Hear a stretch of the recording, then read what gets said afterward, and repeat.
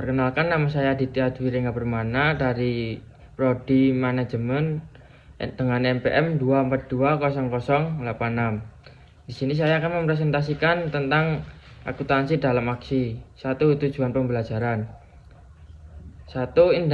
Identifikasi aktivitas dalam pengguna yang terkait dengan akuntansi. 2. Menjelaskan dasar-dasar akuntansi, etika, prinsip, dan asumsi. 3. Nyatakan perasaan akuntansi dan tentukan komponen-komponennya. 4. Menganalisis pengaruh transaksi bisnis pada persamaan akuntansi. 5. Jelaskan 4 laporan keuangan dan bagaimana cara penyajiannya. Siap.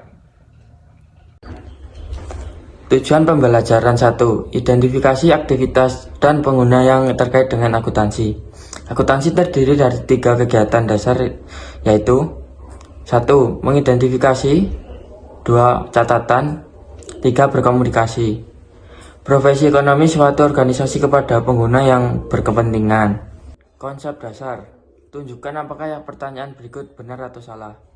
1. 3 langkah dalam proses akuntansi adalah identifikasi, percatatan, dan komunikasi. 2. Pembukaan mencakup semua langkah dalam proses akuntansi.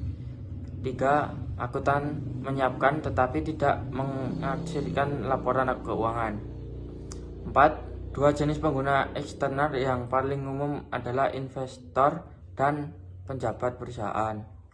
Aktivitas akuntansi manajerial berfokus pada laporan untuk pengguna internal. Menjelaskan dasar-dasar akuntansi, etika, prinsip, dan asumsi. Etika dalam laporan keuangan. 1. Skandal keuangan terkini meliputi Enron, WorldCom, Health Short, Inc., dan perusahaan lainnya. 2. Para regulator dan pembuat undang-undang khawatir bahwa ekonomi akan menderita jika investor kehilangan kepercayaan pada akuntansi perusahaan. Sebagai tanggapan, 1. Kongres meloloskan undang-undang Sarbanes-Oxley-Soft.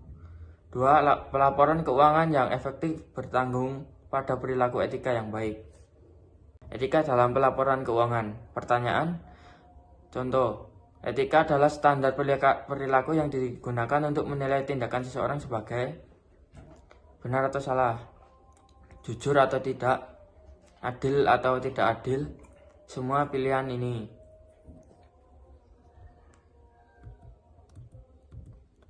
Prinsip akuntansi yang diterima secara umum.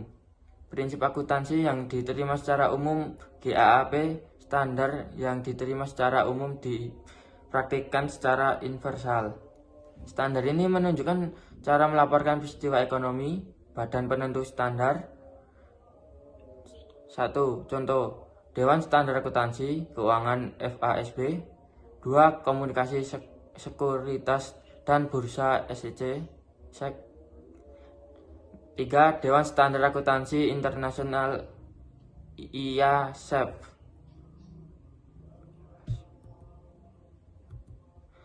Asumsi. Asumsi unit moneter mengharuskan perusahaan untuk memasukkan dalam catatan akuntansi hanya dalam transaksi yang dapat dinyatakan dalam bentuk uang. Asumsi entitas ekonomi mengharuskan agar aktivitas entitas dibedakan dari aktivitas pemiliknya secara semua entitas ekonomi lainnya. 1. Milik. 2. Kemitraan. 3. Perusahaan. Bentuk-bentuk kepemilikan bisnis. Dan milik dimiliki oleh suatu orang. Pemilik seringkali menjadi manajer atau operator. Pemilik menerima keuangan, menanggung kerugian, dan bertanggung jawab secara pribadi atas semua orang. Kemitraan dimiliki oleh 2 orang atau lebih, seringkali bisnis retail atau jenis layanan. 3. Umumnya tanggung jawab pribadi tidak terbatas. 4. Perjanjian kemitraan. Perusahaan. Kepemilikan dibagi menjadi saham. 2. Beda hukum terpisah yang diselenggarakan berdasarkan hukum perusahaan negara. Tanggung jawab terbatas. Blok bangunan akuntansi. Tunjukkan apakah masing-masing pertanyaan berikut ini yang disajikan ini di bawah ini benar atau salah. 1. 1. Kongres meloloskan Undang-Undang Sarbanes-Oxley untuk mengurangi perilaku tidak etis dan mengurangi kemungkinan skandal perusahaan di masa mendatang. Benar. Badan penentu standar akuntansi utama di Amerika sertifikat adalah Dewan Standar Akuntansi Keuangan FASB. Benar. 3. Prinsip bisnis historis mengharuskan perusahaan mencatat aset berdasarkan biaya. Namun pada periode selanjutnya nilai wajar aset harus digunakan jika nilai wajar lebih tinggi dari biayanya. Palsu. Sekian presentasi yang bisa saya sampaikan, itu saja. Kurang lebihnya saya mohon maaf. Wassalamualaikum warahmatullahi wabarakatuh.